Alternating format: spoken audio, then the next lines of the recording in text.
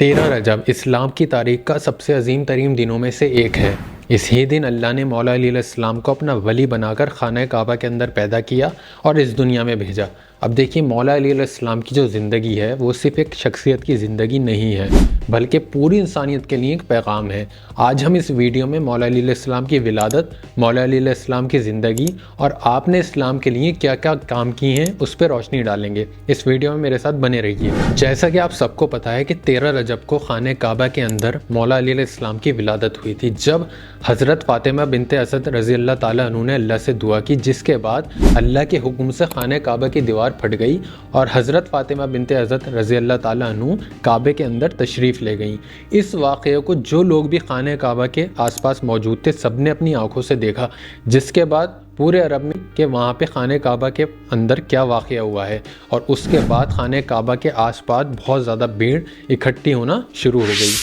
3 دن تک حضرت فاطمہ بنت اسد رضی اللہ تعالیٰ عنہ خانہ کعبہ کے اندر رہیں، اور جب آپ خانہ کعبہ سے باہر آئیں تب آپ کی گود میں مولا علیہ السلام تھے، اور مولا علیہ السلام نے ابھی آنکھیں نہیں کھولی تھیں۔ تب مولا علیہ السلام کو سب سے پہلے جس نے گود میں لیا وہ تھے ہمارے آخری نبی محمد صلی اللہ علیہ وسلم۔ اور آپ ایک معجزہ دیکھیے کہ اللہ کے گھر میں پیدا ہوئے اور نبی صلی اللہ علیہ وسلم کی گود میں آنکھیں کھولیں۔ یہ دکھاتا ہے کہ مولا علیہ السلام کا مقام اللہ کے یہاں پہ کتنا زیادہ بلند ہے۔ دیکھیے مولا علیہ السلام کی پیدائش خانہ کعبہ میں پہلی اور آخری ایسی پیدائش تھی جو نہ پہلے کبھی ہوئی تھی اور جو اب قیامت تک کسی کی بھی خانہ کعبہ میں پیدائش نہیں ہوگی۔ اور دیکھیے ہمارے آخری نبی محمد صلی اللہ علیہ وسلم نے یا اللہ کے محبوب نے خود اپنے ہاتھ سے مولا علیہ السلام کی پرورش کی تھی۔ جب عرب کے لوگ بتوں کو پوج رہے تھے تب ہمارے آخری نبی کے ساتھ مولا علیہ السلام دنیا کو یہ بتا رہے تھے کہ ایک خدا ہے اور نبی صلی اللہ علیہ وسلم اللہ کی طرف سے بھیجے گئے میسنجر ہیں۔ اب جیسا کہ آپ کو پتہ ہی ہے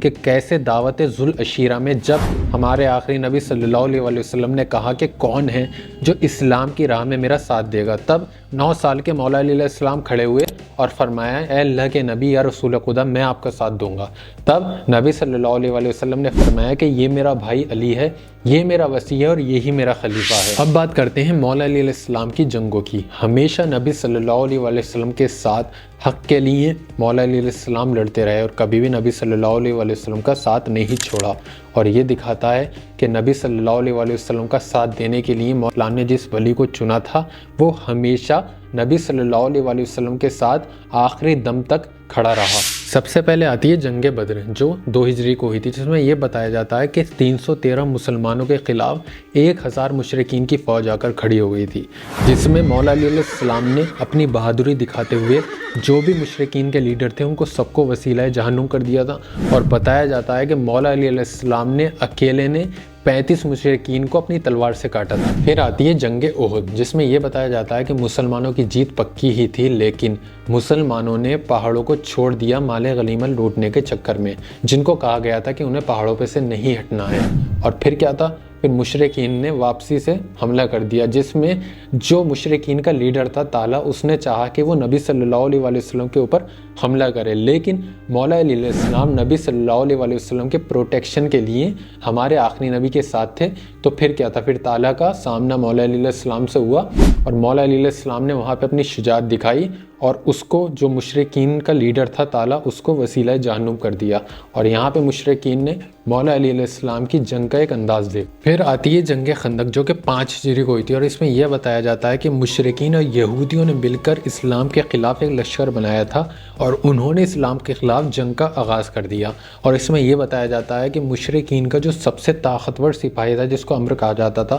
اس نے آ کر مسلمانی فوج کو للکارا، جس میں پھر کیا تھا؟ مولا علیہ السلام نے اس کے خلاف آ کر جنگ کی اور اس کو وسیلہ جہنم کر دیا، جس پہ نبی صلی اللہ علیہ وسلم کافی زیادہ خوش بھی ہوئے۔ اور پھر 7 ہجری کو جنگ خیبر ہوئی، جس میں آپ سب کو پتہ ہی ہے کہ کیسے مولا علیہ السلام نے اپنی بہادری دکھاتے ہوئے جب سارے صحابہ فیل ہو گئے تو خیبر کے قلعوں کو فتح کیا، جس میں مرہب کو وسیلہ جہنم کیا، اور اس کے بعد 8 ہجری کو جنگ حنین اور پھر 36 ہجری کو جنگ جمل ہوئی۔ اس کے بعد جنگ صفین اور جنگ صفین کے بعد جنگ نہروان۔ اب دیکھیے اتہاس گواہ ہے کہ ہمیشہ اہل البیت ہوں یا اہل البیت میں سے مولا علی علیہ السلام ہوں، انہوں نے ہمیشہ اسلام کی حفاظت کے لیے ہی تلوار اٹھائی۔ مولا علی علیہ السلام نے، اہل البیت نے کبھی اپنے خود کے لیے کسی کو نہ ہی قتل کیا اور نہ ہی کسی کے خلاف تلوار اٹھائی تھی، ہمیشہ اسلام کے پروٹیکشن کے لیے ہی یا پھر انسانیت کی حفاظت کے لیے ہی آپ تلوار اٹھاتے تھے۔ اب دیکھیے مولا علی علیہ السلام کو ہمارے آخری نبی صلی اللہ علیہ وسلم کے بعد دنیا کا، اسلام کا، قرآن شریف کا سب سے زیادہ علم ہے۔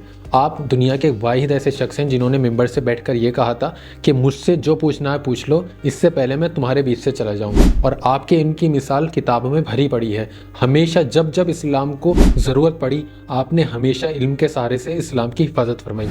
پھر آتا ہے وقت مولا علی علیہ السلام کی خلافت کا۔ اب دیکھیے روحانی خلیفہ تو پہلے سے ہی تھے، لیکن 35 ہجری میں ان کو خلافت دے دی گئی، اور اس کے بعد سب سے پہلے مولا علی علیہ السلام نے عدل اور انصاف کا سہارا لیتے ہوئے ہمیشہ مظلوم کا ساتھ دیا اور ہمیشہ مظلوم کی مدد کرتے رہے۔ جیسے کہ جب انہوں نے اپنا گورنر بنا کر بھیجا تو انہوں نے اپنے گورنر سے کہا کہ جہاں تم جا رہے ہو وہاں پہ تمہارے 2 بھائی ہیں، ایک مسلمان بھائی اور ایک تمہارے انسانی بھائی، دونوں کا ہمیشہ سے خیال رکھنا اور کوئی بھی ان سے پیسہ نہ وصولا جائے۔ مولا علی علیہ السلام کی خلافت میں 3 فتنے سامنے آئے، ایک جنگ صفین، ایک جنگ جمل اور ایک جنگ نہروان۔ اب دیکھیے وہ اللہ کے ولی تھے، اور دوسری چیز ہمیشہ نبی صلی اللہ علیہ وسلم نے کہا تھا کہ جہاں علی ہوں گے وہیں حق ہے، تو کیسے جیت حاصل نہیں ہوتی؟ تو ان 3 فتنوں پہ مولا علیہ السلام کو جیت حاصل ہوئی کیونکہ وہ اللہ کے ولی تھے۔ 13 رجب صرف مولا علی علیہ السلام کی ولادت کا دن ہی تھوڑی ہے، بلکہ اس دن سے لے کر اور مولا علی علیہ السلام کی آخری سانس تک اللہ نے کیسے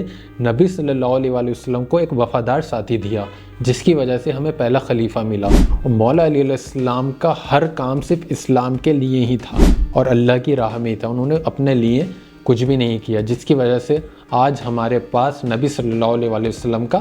اسلام ہے۔ اگر آپ کو یہ ویڈیو اچھی لگی تو اس کو لائک کر دیجیے گا، سبسکرائب کر لیجیے گا اور اس پہ کمنٹ کر دیجیے گا۔ السلام علیکم۔